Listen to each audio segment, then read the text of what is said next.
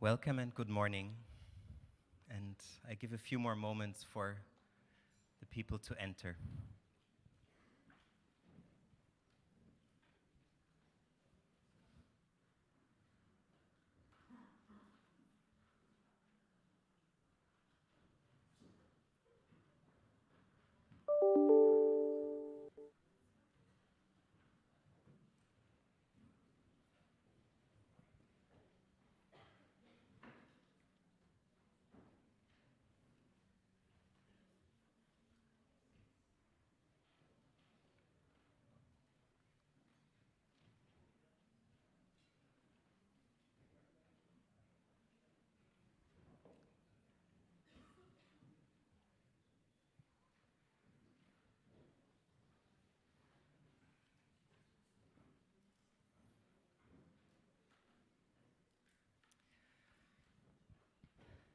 All right.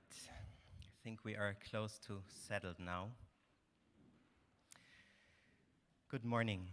Warm welcome to this second day of Defend the Sacred, Conference for Global Changemakers. Does everybody understand me in a language that he or she understands? German, Portuguese, Spanish? Yes, it seems like.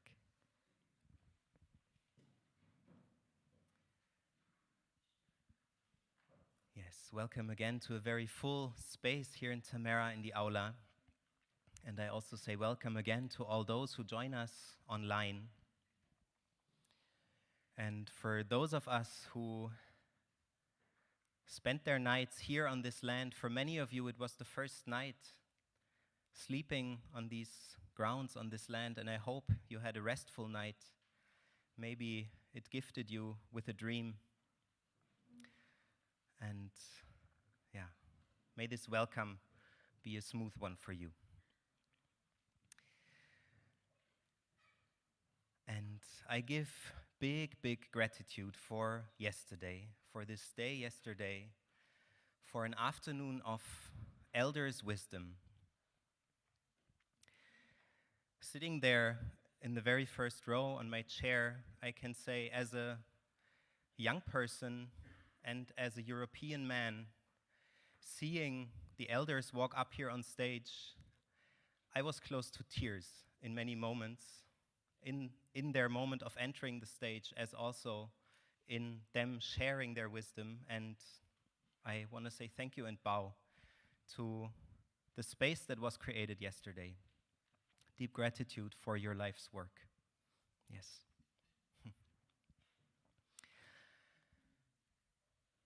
And also gratitude for the ceremony we had last night in the Stone Circle, and I hope most all of you stayed long enough to see the moon rise. We saw a still almost full moon, and it was a magical frequency coming out of that ceremony, out of these prayers held from different cultures and different languages. Then seeing the moon rise, and then finding many more voices, many more languages and cultures to express their songs. And yeah, I came down in a different frequency, then I entered up there. And so I give gratitude for the magic of community and sacred space. Yes. And after yesterday being a day of the elders, this morning will be dedicated to the young generation, younger generation. The title of this morning is Climate Crisis as Initiation. And I deliberately pronounce it with this question mark, Climate Crisis as Initiation, which is a question we, as a younger generation, face today. And so we will have 5 speakers here on the panel this morning to that question and that subject. And before Saskia and I will present who is up here, I want to invite the Tamera community again here for a choir piece that we want to offer to this morning. And Robert, our choir director, I don't know what the word is, will say a few more words about the piece that we're going to sing. So welcome, Robert, and welcome, Tamera community. Choir.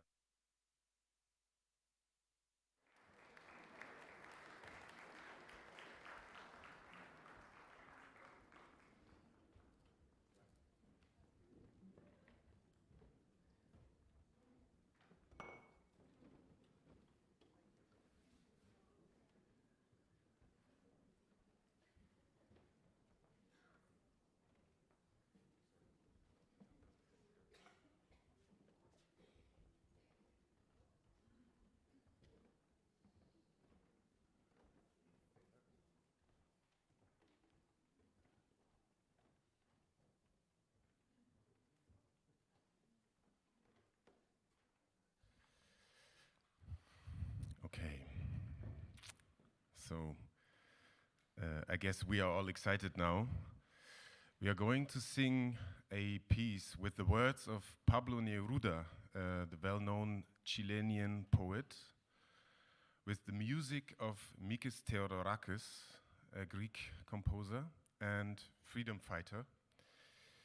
And they both met in solidarity in Paris, one in exile and one on a mission. Pablo Neruda served under Allende, and then there came the dictatorship, and in Greece it was the other way around. There was a cruel system, and Greece was liberated for some time. In that time, in the 70s, and they put together this music with the very beautiful words in a canto general, and we will sing one piece out of it. And it sings about the fertility, about the realm of the plants that build the aura around our planet.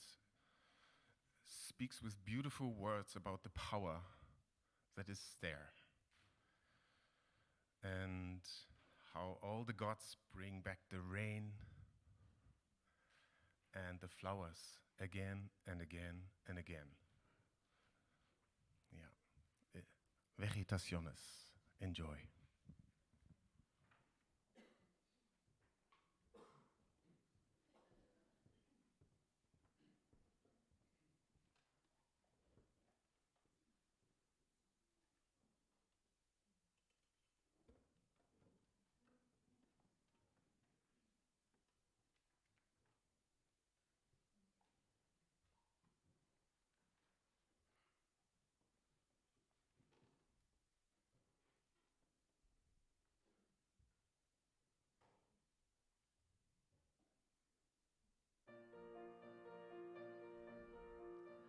A las tierras sin nombres y sin números bajaba el viento.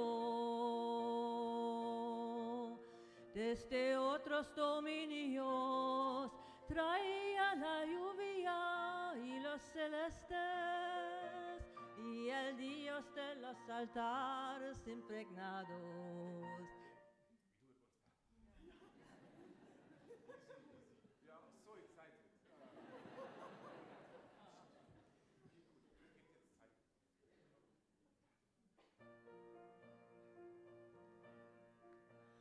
A las tierras sin nombres y sin números bajaba el viento. Desde otros dominios traía la lluvia y los celestes y el dios de los altares impregnados devolvía las flores y las vidas.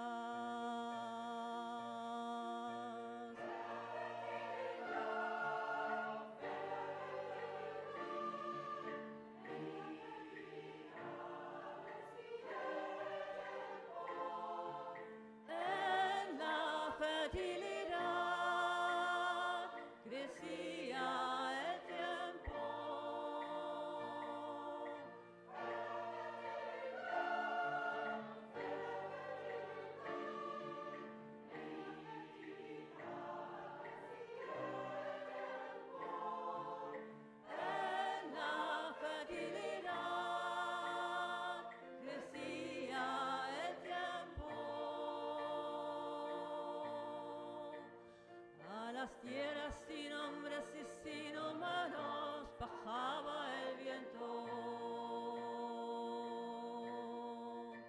Desde otros dominios traía la lluvia y los celestes y el dios de los altares impregnados devolvía las flores y las vidas. Traía la lluvia y los celestes y el dios de los altares impregnados devolvía las flores y las vidas. El jacarandá elevaba espuma, hecho de resplandores transmarinos. La araucaria de lanzas erizadas era la magnitud contra la nieve.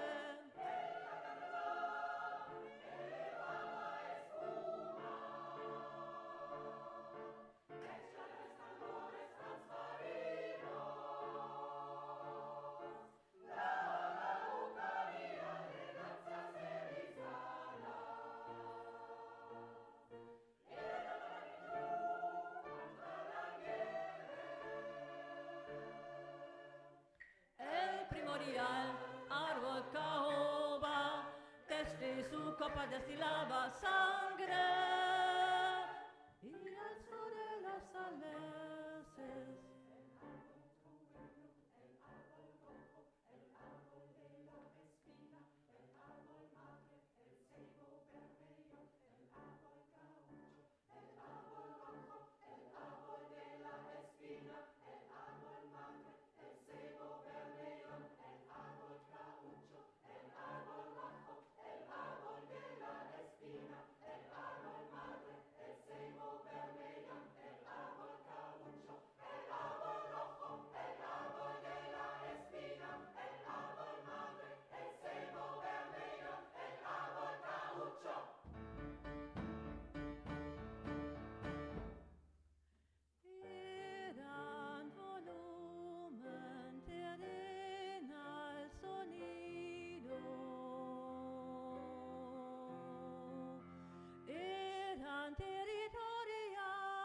existencia.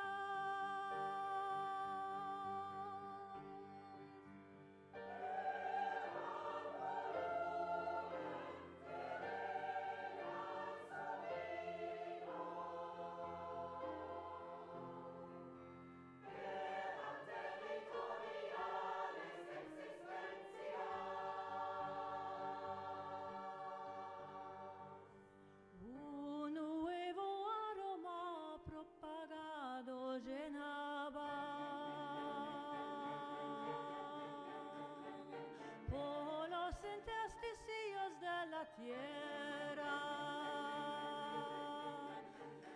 las respiraciones convertidas en humo y fragancia. El tabaco silvestre alzaba su voz aldea y laminario.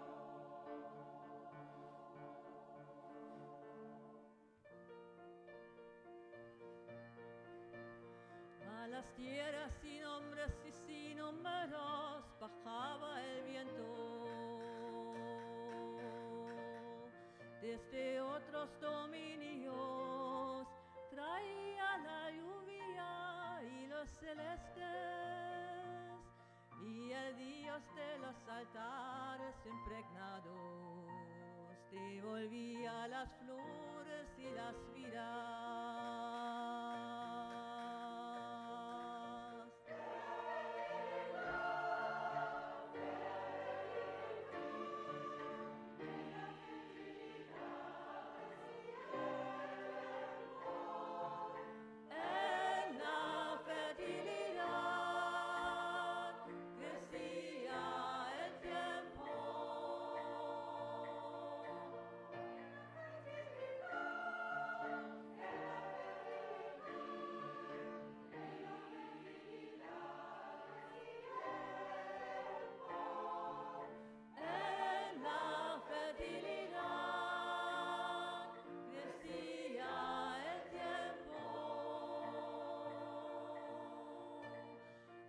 las tierras sin hombres y sin humanos bajaba el viento. Desde otros dominios traía la lluvia y los celestes y el Dios de los altares impregnados devolvía las flores y las vidas. Traía la lluvia y los celestes y el Dios de los altares impregnados devolvía las flores, las vidas.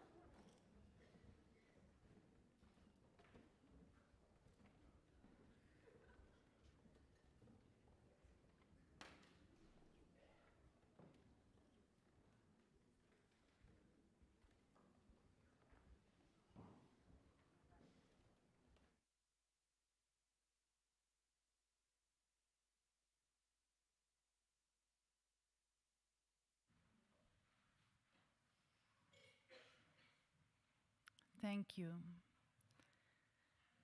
Thank you for this very powerful piece of music, and thank you to the Tamera choir putting all of your heart into it, into such complex composition. And for me, music is always a way to call down spirit, and this was a beautiful way of doing it. Thank you also to the musicians accompanying it. Okay, so our morning session and our speakers will be Tokata Iron Eyes. She is a member of the Standing Rock Sioux tribe.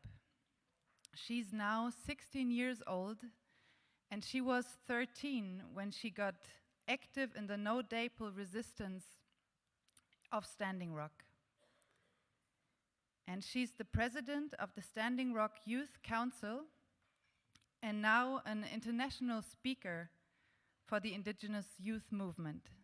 And she's also participating in the youth camp of Tamera for the second time this year. And it's beautiful to have her here.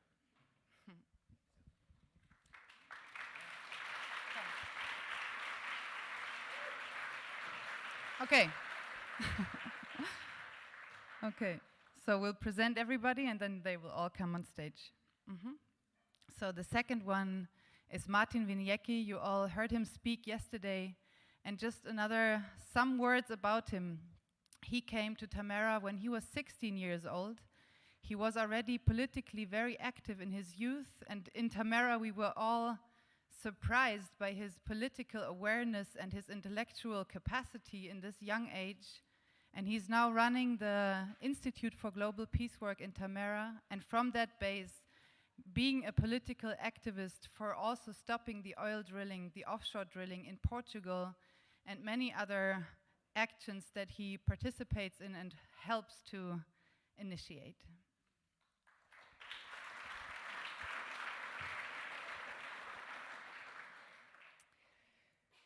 Marina Nobre, a woman with Brazilian and Portuguese roots, who is a healing practitioner of Chinese traditional medicine, and she is the co-founder of Reflorestar Portugal, which is a nationwide reforestation project here in this country, and an activist of regeneration.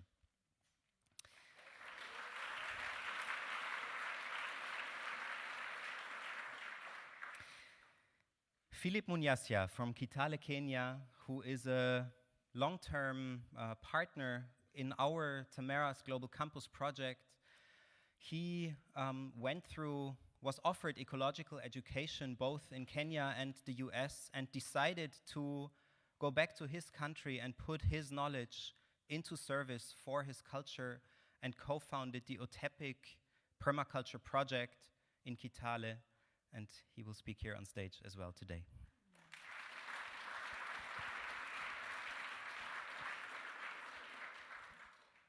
And this conversation up on stage will be guided by Alnoor Ladha, member of the Defend the Sacreds Alliance. He grew up in Vancouver, Canada, in a family with East African, Indian, and Persian origins. He led a big political agency in New York until he was frustrated with the mainstream liberal politics. And he then, together with others, founded an international activist collective called The Rules, which works with social movements in the global south and focuses on poverty and inequality. Trying to speed up. Yeah, and he's also a very talented writer. Yeah, welcome on stage.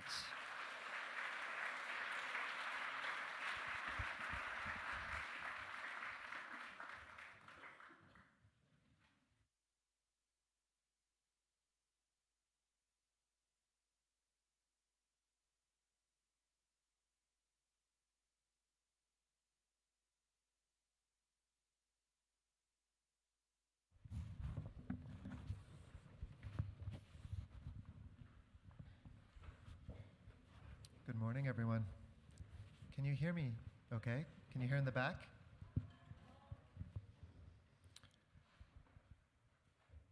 Thank you to the choir for that beautiful music this morning, for the beautiful ceremony last night. It felt something bigger was happening than we could understand on the material realm. And coming together of different traditions within a universal consciousness, while also respecting our incarnations in different forms and traditions and cultures. And to the elders yesterday, I thought that was such a powerful way to open up this space, because we live in a culture where the type of elders that are rewarded in the mainstream culture's way are essentially rewarded for selfishness and short-termism and greed, and that's who comes into power. And so it's beautiful to be around elders that show us it is possible to become more radical and more mystical and more clear and more awake as time passes. And that's what we really need right now. We are in this crisis moment as a culture. And elderhood is not a function of age. It's a function of context, to be a truth teller in dangerous times. So yeah, deep prayer and honor and gratitude to the elders of this community. Both the Alliance and the Tameran elders that have held this field for so long. So we've already, I guess, sort of started talking about capitalism. And maybe that's a good place to start. I had an elder, Pan-African elder, say to me, climate change is not man-made, it's capital-made. Every dollar of wealth created heats up the planet because we have a fossil fuel extractive system. Every dollar of wealth creates inequality because about 93 cents ends up in the hands of the top 1%. So by definition, climate change is created by capitalism. Inequality is created by capitalism. Poverty is created by capitalism. And also to say, when we talk about capitalism, I'm not talking about a few people. I'm not talking about a conspiracy. I'm talking about the logic of a system. It's the outcome of a set of generative rules that have been created by a few people over a very short period of time. And so we can say, in some sense, the root cause of our crisis is capitalism. And then you can say, hey, well, what's the root cause of capitalism? And we could go to our separation from nature and what the Enlightenment did and what rationalism and scientism has done to our culture, and this belief that we are somehow the peak of evolution as opposed to the youngest species that has joined the planetary community. So on this idea of capitalism as the driver of climate change, and also understanding that we're not coming from a place of victimhood or blame. We are going through this collective journey as a civilization. And I would love to open it up to the panel, and maybe we start with Martin to my right on reflections of this, both the role of capitalism and the role of initiation. Yeah, I think you summarized it already beautifully, and your words made me remember a sentence that the BBC documentary filmmaker David Attenborough once said. He said, if you believe in infinite economic growth on a finite planet, you're either a madman or an economist. And so I think it's really logical that if you have a system in place which, in order not to collapse onto itself, has to grow at least 3% of its economic input and output every year, then you will have a situation on the earth where a collective is organized in a way that every year you will have more ecosystems destroyed and turned into industrial farmland. You will have ever more resources dug out, ever more indigenous peoples displaced or exterminated. So the climate conversation has been largely reduced to carbon because it kind of fits into the framework that the current system can deal with. But even if we stopped carbon emissions right now, if we still have the system in place, the crisis will continue. And so I think this is just, a first recognition that I think is really key. And maybe others in the panel who want to comment, if you feel like commenting on this question. I have specific questions for you all as well, but let's open it up. For me, capitalism is so much affecting the climate change. Talking of my experience that coming from Africa, actually the capitalism has caused a lot of issues because we live in tropics and most of the things that we do is mostly agriculture, forestry, and these things have been really affected with the climate change. And with the new changes of climate, it has even made it difficult for us to adapt because we have low income or we have weaker institutional framework that we can able to deal with these changes. A lot of effect has been brought by, let's say, drought. When the drought comes, there is less food. And when there is less food, there is always a lot of conflict. There is no water, communities are displaced, communities are fighting each other. So this effect has brought a lot of effect into many communities and a lot of flooding, a lot of diseases. And when all these things appear, also resources are being exploited. That means perspective of the young people is being destroyed and they are looking for alternative to survive. And that's why we have all this migration and movements. Sometimes I get chance to travel in Europe, and sometimes it really breaks my heart when I try to visit some places. I went to visit one of the refugee camps in Germany, and I met these African young people. And we were talking, and I was asking them how was it for them to come to Europe. And for them, it's a pity. What they're experiencing now is not what they expected, the loneliness that they are getting here. they think of, they know their resources as being taken from there, and they thought they are following their resources, but when they arrive here, it's a lot of loneliness, a lot of suffering. So all this is about globalization, capitalization that's bringing all this effect, and what else can we do about it? Thank you.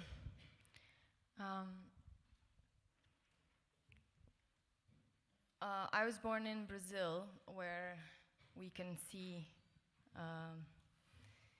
a lot of this disturbance in nature caused by the need to feed primary matters, minerals, gold, iron, other things that are poisoning the rivers. Lots of communities have lots of mercury in their blood due to that. There's mining disasters of unthinkable proportions. There's the loss of forest to grow cattle or soy just next to my house. In Brasilia, I look down the hill and where it used to be Cerrado, which is just as endangered as the Amazon, rainforest, and not a lot of people know about it, because Cerrado is in the center of Brazil, where there's the mountains, and there's where almost all the water basins start, and that's when almost all the rivers for lots of regions in Brazil go to. And it's being totally devastated for soy plantation, for feeding cattle, to export meat a lot to the northern countries and also China. And yeah, capitalism is very connected with consumerism. So we all know that we have to think about our choices and to really try to inform ourselves. Sometimes that's not enough. So I also want to take the chance to help us think about other solutions. There's circular economies, gift economies, time exchange banks, resource economies. There's CSI, which is community-supported agriculture.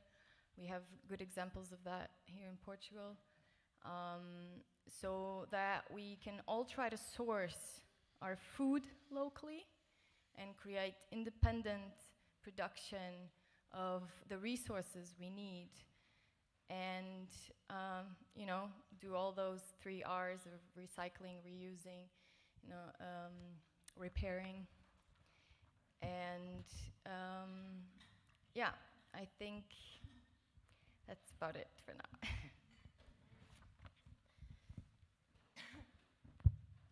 Hi everyone, I just want to say hello, I'm really happy to be here.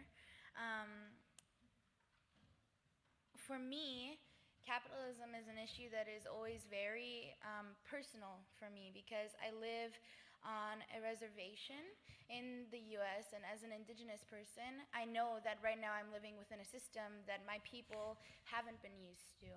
And it's a very new system that has very deliberately tried to hurt us. And I see it in the way that poverty works within the reservation, because those who are the most poor and who are the most hurt by this capitalism are still the ones who know how to speak fluently their Indigenous languages. They're the ones who really have the ancestral and Indigenous knowledge that we're all looking for when we think about a solution for this problem. So we see that we live in a world where the people who really know how to lead us out of this crisis are the very same people who are the most affected by climate change and by capitalism. And it's really hard, because we see that Indigenous peoples are the ones who hold 80% of the world's biodiversity right now, which is going to be the key if we want to keep this world a regenerative place, and a place that knows how to keep within itself its own checks and balances and cycles of life. And that's why Indigenous issues are global issues. Because right now, we don't have the time to build these walls and these labels around each other, because all issues affect another issue.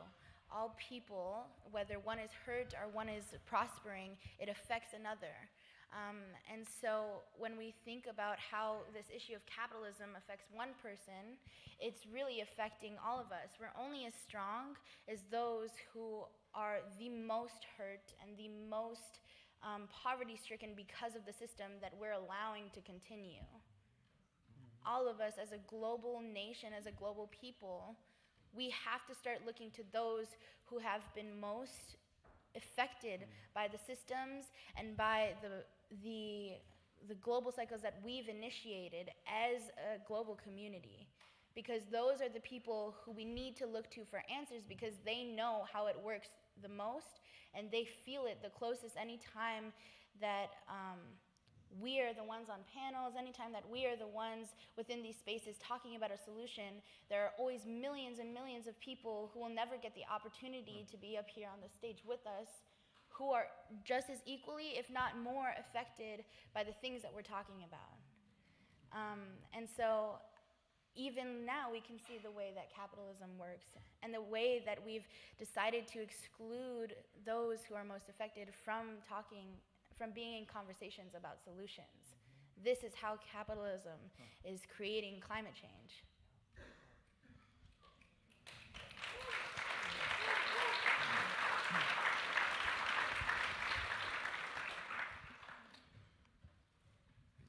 One of the mottos of the abolitionist movement in the US was, none of us are free until all of us are free.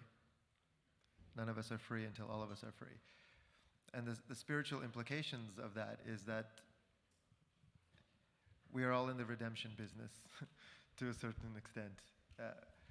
And we're going to have to keep reincarnating until we get this right in 3D, on Gaia. You know, there's no spiritual bypassing this.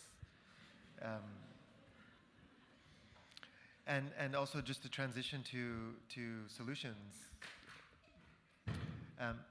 You know, if the logic of capitalism is one of monoculture, right, that's kind of where it leads us, right? We all wear Nike shoes and have Apple computers with Microsoft Office and listen to Beyonce or whatever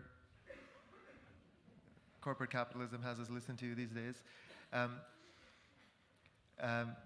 The antidote to that is polyculture, which is a permaculture principle. Polyculture. Many ways of being, many ways of knowing, many ways of praying, many tongues. And so I would like to ask the panel for the type of polyculture you're involved with and what you're seeing out there as alternatives to our existing paradigm. And maybe we'll start with Tokata and then come back to Martin. I think within agriculture right now in my community, it's a bit of a tricky subject to talk about, because right now the lands that we're on is held within a government trust. And so technically it's not ours, and those that have been able to have access to it are outsiders, and a lot of times they're white folks who come into the community with enough resources to access the land in the first place. And so it has been a weird, tricky struggle to start going back to these indigenous harvesting season, these indigenous ways of growing food and growing this sort of sovereignty for each other. And so it has been a bit hard, but I've seen within my community, it especially starts with these grandmothers and these grandfathers teaching their grandchildren how to garden. Oh, sorry for translation. And there's been this huge surge recently of seed saving within indigenous communities in the US, so that we know that we'll always have access to this culture and this way of life that rests within these agricultural skills. Because when we think about a community, the main thing that we're thinking about is how we're going to feed that community. Because no people can exist without food and without water, and those things are so tied together. So when we have so much stories and so much songs and cultural teachings that come with food, because it's one of the most important places that we can really talk about. It's one of the most important places where we can build from. It's this really basic level, because ever since we were little, we've been able to eat, and it's this sort of teaching ground that we can build off of. And I know that maybe I don't have enough knowledge or wisdom about polyculture, but I can talk to you about what it means for me to see my grandmother building her own garden again within her own home. And I can tell you what that feels to me to be able to witness her embracing her indigenous culture again, and what that means to me and my brothers and sisters when we get to witness that. And yeah. And also just to clarify, is this one? Just to clarify for the panel, when I say monoculture versus polyculture, it's more from an idea perspective. The many ways of knowing and being that exist as alternatives to capitalism. So we could talk about food systems, but also, you know, the sort of 4 M's of the apocalypse: monoculture, monotheism, monogamy, materialism. So it's an open interpretation of monoculture versus polyculture.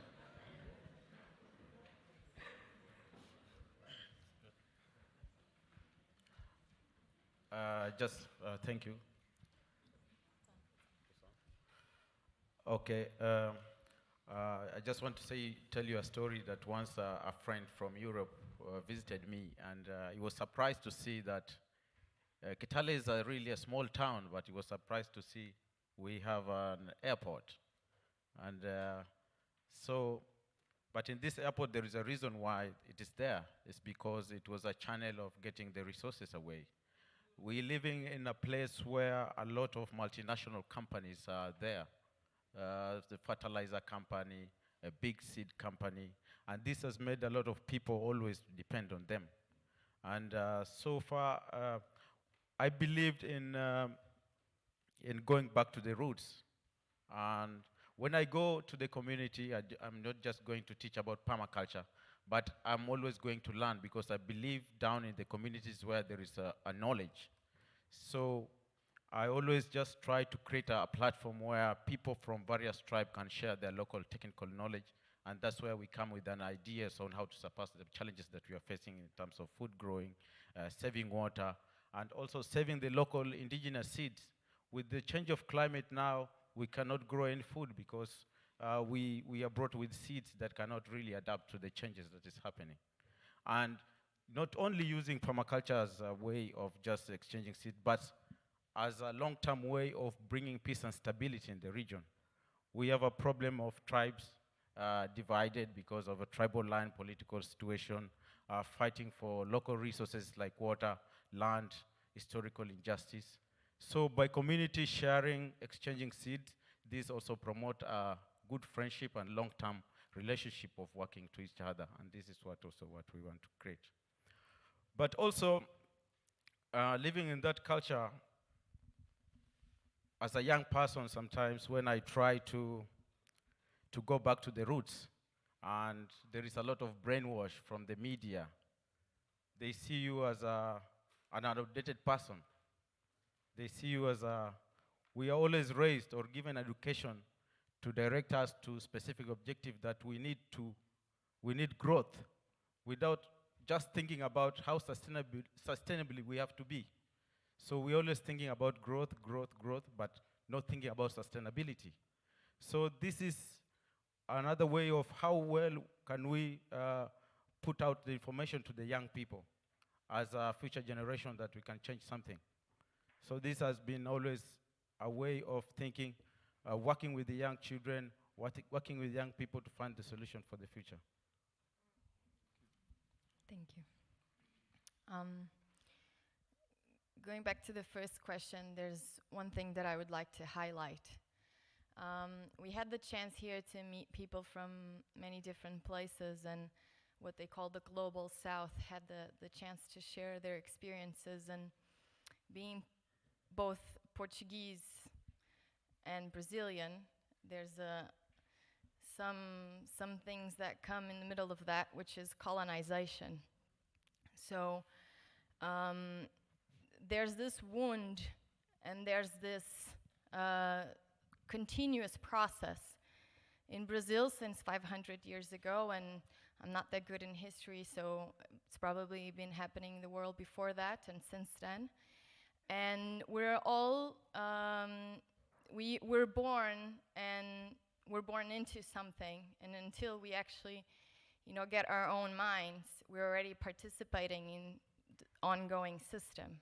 And, but we now have our own minds, and one of the things that I think we can do is pressure in our European countries, the companies that are exploiting the South. So it's not about going there all the time, and being with the communities is seeing what the companies are doing, and a lot of them are German, Swiss or Swedish, or Denmark, or Canada, in Brazil, a lot of Australian mining, and what are we doing in our own countries to say that we don't want to participate in continuous colonization till this day, where we continue to exploit resources and making countries sound poor where they're actually very rich. So this is just something that really gets me a bit angry about. But then in these places where there's so much richness and so much poly of culture, I mean, Brazil has and both Portugal as well, has been, embedded with so many cultures that have been through it. Musical diversity, languages, there's over 300 languages spoken in Brazil, and not a lot of people know about that, and a lot of them are being lost. And there's still this spiritual connection and this connection to land. And so going back to a bit more of agriculture, and how can we, give response to climate change.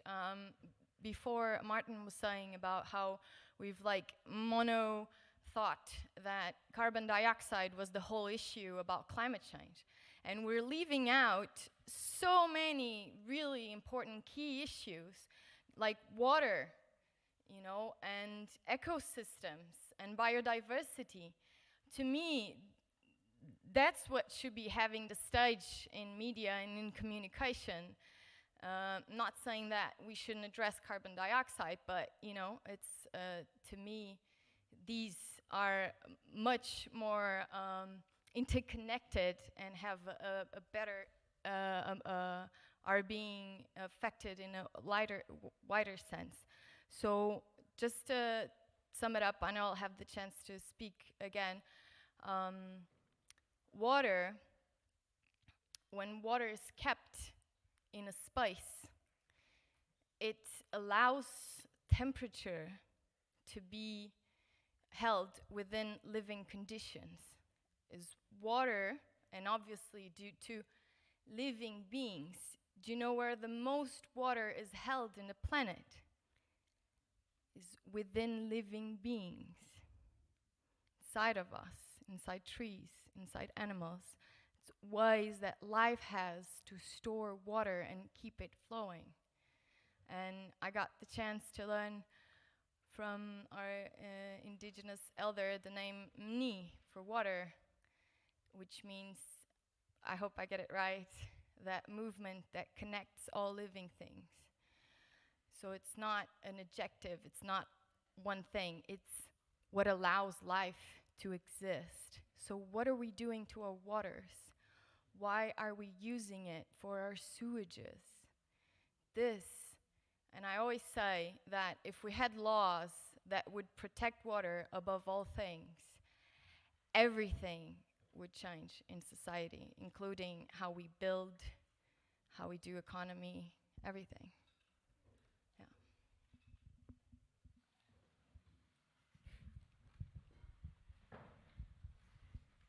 To this question, I would just add that the climate crisis is, I would say, is only the symptom of a deeper crisis, which is a cultural crisis and a crisis of relationship. Because when we speak about natural solutions, when we speak about regeneration, it is actually good to remember that for most of the time that humanity has been around, we lived in a living relationship with the earth. So I don't know who knows this, but even in a place like Somalia, which now when we hear this word of this country, it is a symbol of famine. Somalia was food self-sufficient, and that means self-sufficient with organic food up until 50 years ago. So regional food sovereignty, stewardship for water, for ecosystems, has been the normality for 98% of the time of humanity. And so what happened is there was a shift of culture. So we have gone, we have shifted from culture and the mythology of community, of communion, of power with living things, to a mythology and a culture of power over. And this culture of domination has separated everything in this world. And one of the, for us it's kind of, we all know that throughout this cultural development of patriarchy, of colonialism, of capitalism, there has been this alienation from nature. But what we might not be thinking of all the time when we think of the climate crisis is that it is not only the alienation from nature around us, but it is also the alienation and the domestication and the suppression of nature within us. And even that we make this separation, what is happening inside of our bodies? What is happening inside of our soul? It is not to be separated from the life process around in nature.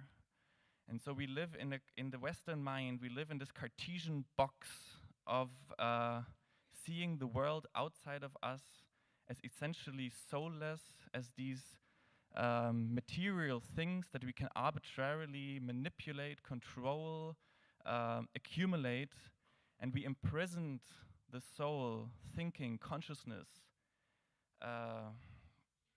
eros, to this separated ego. And I would say that the missing link for the climate debate is eros. And I'm not saying that this is necessarily only about human sexuality, but I think the climate crisis really is this call of the earth, where she calls out to us and says, I'm not a resource, I'm not a commodity for you to exploit, I'm a love affair. And imagine a spirit of evolution.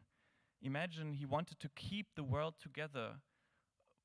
Could there be a more genius idea to do this than to interconnect all these beings in a central life force through which they could perceive and recognize one another? And the issue here, though, and we can speak poetically about eros, also has to do with human relationships, because it is in human sexuality, in the relationship between masculine and feminine, that in this patriarchal culture, which has put man in this place of domination and the woman in the place of subservience, here lies a traumatic wound which we keep perpetuating through the social structures we live in, and which is the inner crisis which we no longer perceive, but it is the inner crisis which the climate crisis and the ecological crisis, in my view, is only the symptom of. But because we live in this separated set, we don't perceive how the way we treat nature is only a mirror of how we treat each other and relate to ourselves.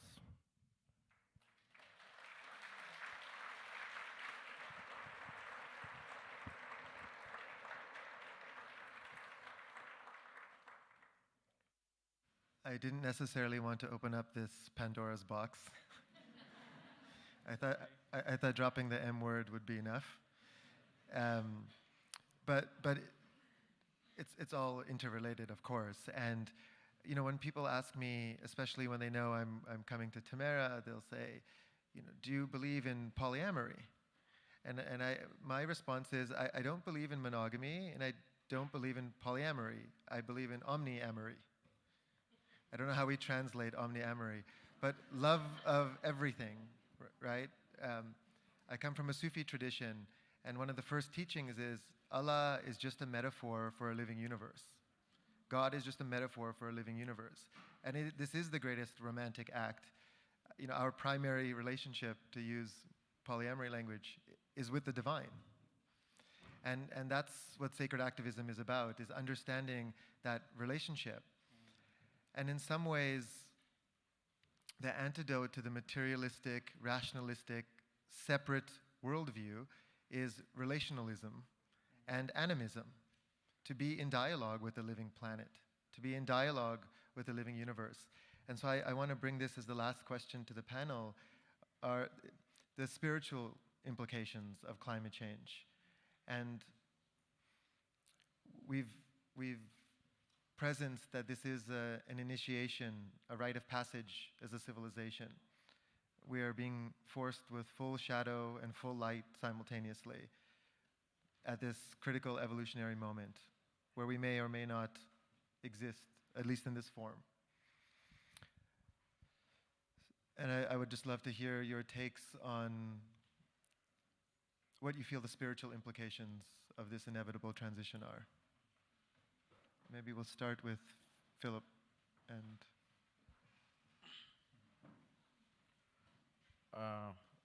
I think when it comes to spirituality is, I try to see myself, you know, how much I'm really removed from our own culture, because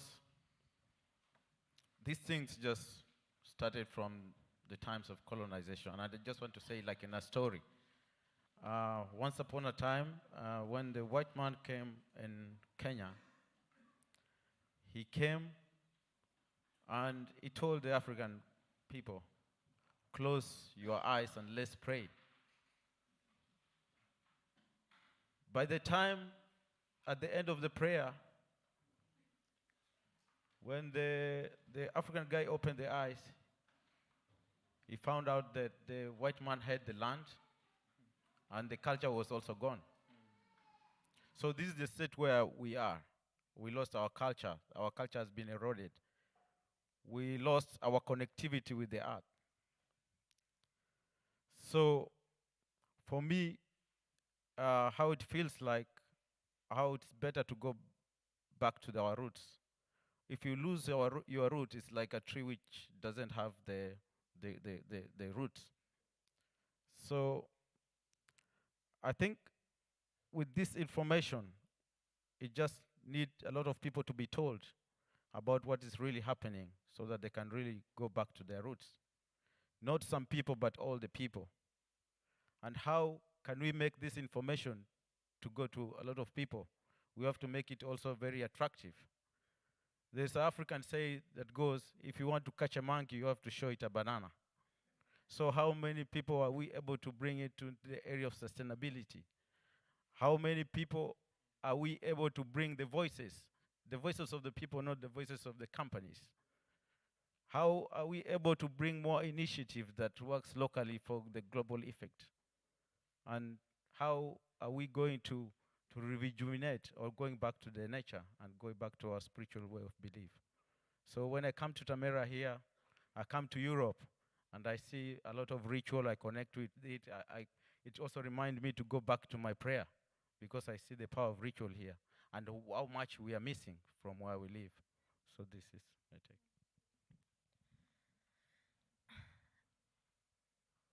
For me, the spiritual implications of climate change are very literal in a sense, because entire cultures have been wiped out because of this relationship of capitalism and climate change and the way that it affects us, entire peoples and the way that they live, that knowledge will never be able to retrieve that again. There are stories, there are songs that are lost. These are all implications of this system. And now, even for non-Indigenous people, we've noticed that we're thinking, even as young people, this is an initiation of young people, because as we're growing up, we've had to think about a lot more hard things. There are a lot of people already now, like even myself at 16, thinking about whether or not it's even ethical to have children at this time. That's spiritual. That's our connection with ourselves and our mothers and our grandmothers. This lineage of intergenerational healing, this lineage of intergenerational trauma. We are carrying that all with us, and then having to question that in this time of crisis is spiritual. And especially when we're talking about having children, who in where I come from, we call them wakayaja, sacred beings. We're abusing them in this sense because we're forcing them to grow up into a world where everything is so uncertain for them. Everything is so uncertain except for the fact that we're in a crisis. And still it's taken this long to start doing anything about it. This is spiritual, because these children will never know anything different. I will never know anything different than worrying about this when I was a child, and I'll never be able to gain back that sort of innocence. Even sitting here right now on this stage is sort of a tricky thing, right? And I think for activists, the fact is that none of us really, the point of our work is so that one day we don't have to do it anymore.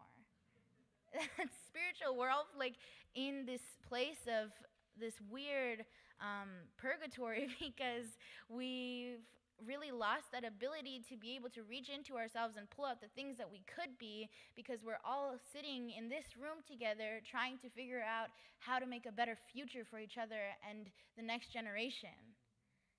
Sometimes I think about what it would be like if we didn't have this huge responsibility right now. And that's not to say that I'm not thankful and really grateful for everybody in this room to be able to sit here with you in this space and think about these solutions and these ideas. But who would we be if we got to really prosper within this time? And so for me, this spirituality, this cause of this awakening within ourselves, it's harder for us to do it because of the things that we have to work through right now. Yeah, and I hope it's not this way for our children.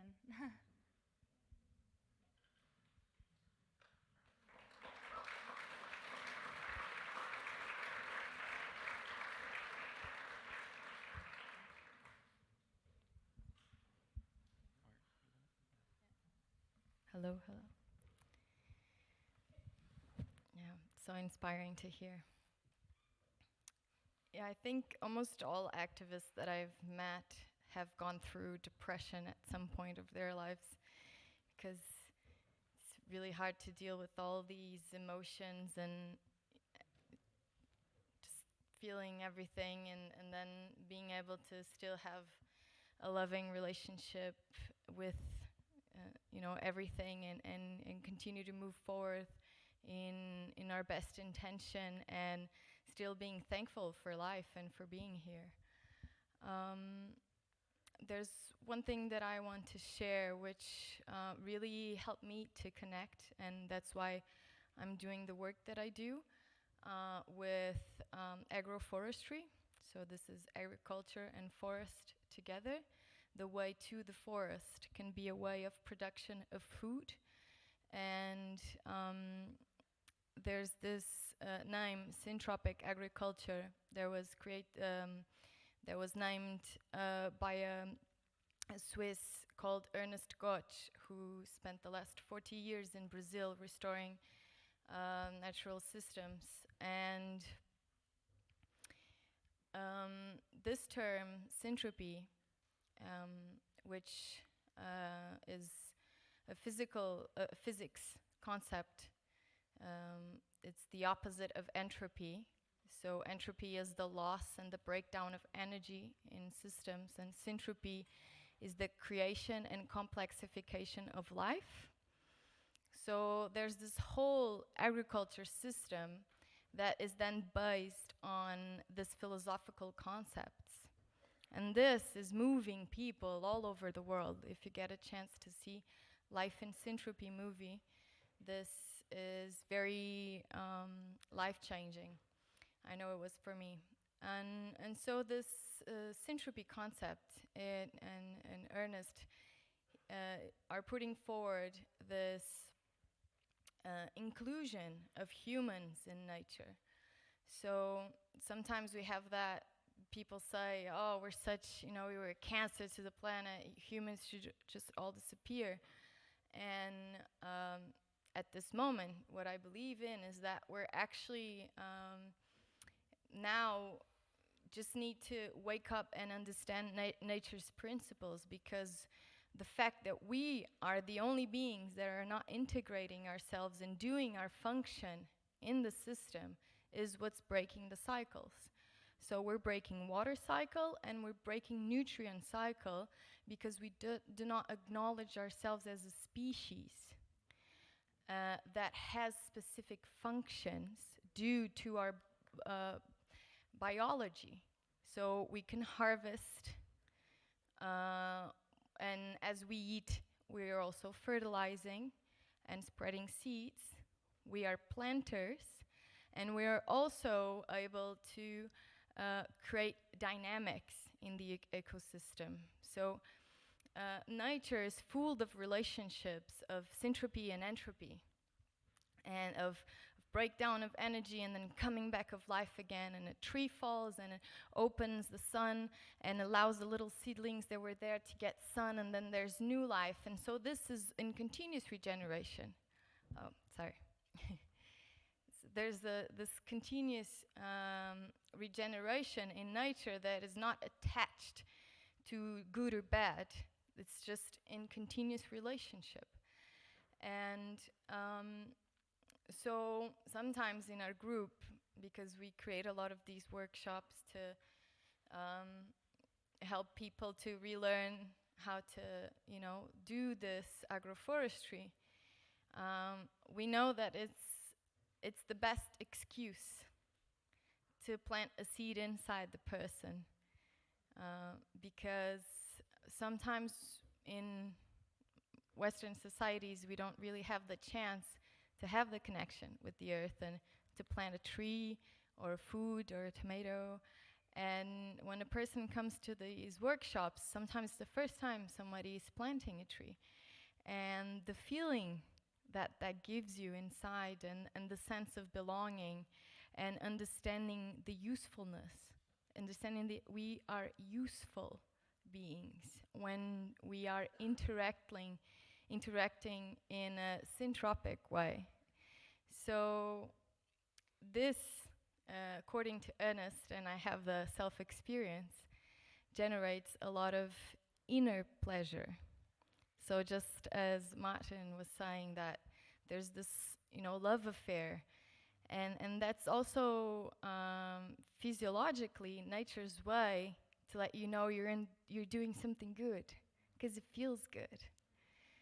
It feels really good, and the ant loves to be an ant when she's cutting that leaf that, it's not quite in its position, it needs to do something else, and he's been showing us how to look to all the beings and see their function, not as plagues, not as something to fight. So moving from a war agriculture to a peace agriculture and love. So these philosophical concepts can be applied in many different areas of society, health, economics, because these are principles of nature. And so it's through cooperation and unconditional love, moved by inner pleasure, that all beings relate to create more complex life constantly. And this is very spiritual, and Yeah. We have a couple minutes left. Maybe you could close us out on your answer on prayer, and then maybe we could do a quick prayer together. So, can you? So about the spiritual dimension, I also want to add a word about pain, because I mean, just hearing yesterday all the names of the endangered animals that we named our groups with, and confronting this ecological crisis that is so unnecessary, it could just completely devastate you in a way beyond description. And I think a lot will depend on how we deal with that pain and this grief. And I find, though, that when we become able to bear witness fully to what is happening and also to support each other to bear witness, there's also a power rising within us that is able to embrace the earth. And it almost seems to me that this empathy is really what we need in this time, where the collapse can also awaken so much fear and division, that it is this empathy from which the healing will come from. And the other day in our meeting, Sabine Lichtenfels, who was here on stage yesterday, she said, in these times, it is essential for us as a planetary community to connect with the unwounded essence of life. So there is something, as we go through this collapse, as we go through this grief, there is also a memory coming back of us, of this sacred ground from which we originate and which we will return to sooner or later. And so I think that is the kind of rooting that we need in these times to go through this crisis, and from which we will receive the guidance. And this is also very important because in our mainstream culture, we are being told that the climate crisis is our end.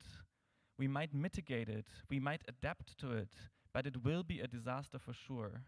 But if we connect to this unwounded essence of life, we see that life has a different plan for us.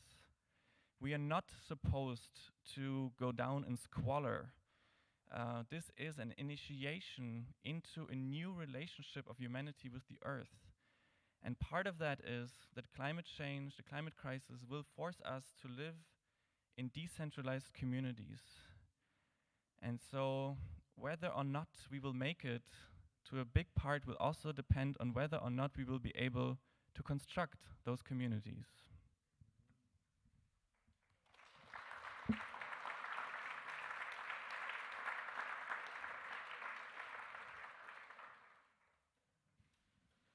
Thank you. That was beautiful and also sensitive of time, and we're going to close out now. I thought we would end with a prayer, and my suggestion is to close your eyes, but you know, in good mystical anarchist etiquette, you can do whatever you want. So this is a prayer to future beings. It was written by another beautiful radical elder, Joanna Macy. This is only 2 paragraphs. It's an abbreviated version. O you who will walk this earth when we are gone, stir us awake. O you who come after, help us remember. We are your ancestors. Fill us with gladness for the work that must be done.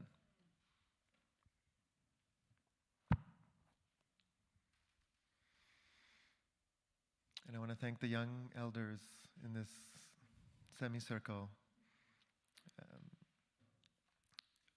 A definition of teacher that I was given was a being, human or more than human, whose presence makes you want to be better.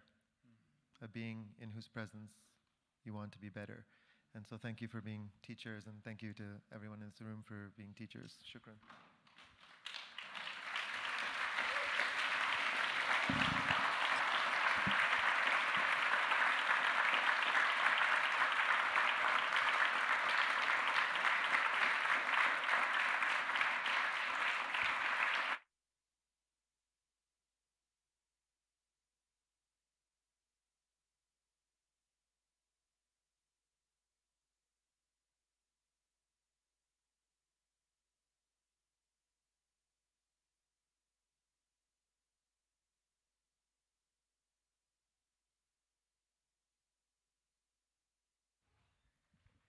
Thank you very much.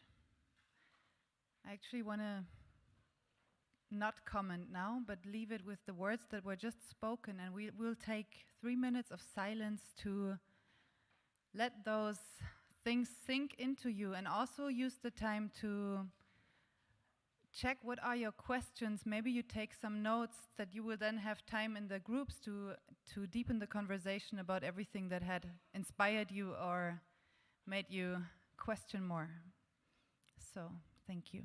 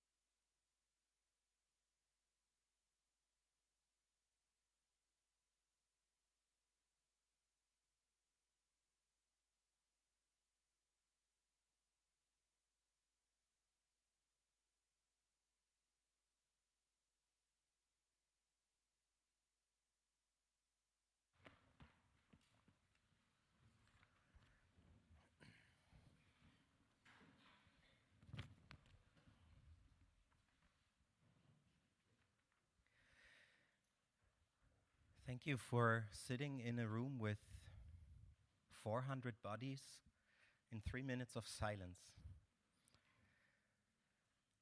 Yeah, thank you. And thank you for this panel right now. I liked how Alnoor framed this in the beginning saying elderhood is not a question of age, and in the end saying a teacher position is not a question of age, in a way. Yeah, and so also as a continuity from yesterday, elderhood, and today we saw the young generation in their work, in their questions, in our pain, and in our activism. Thank you a lot.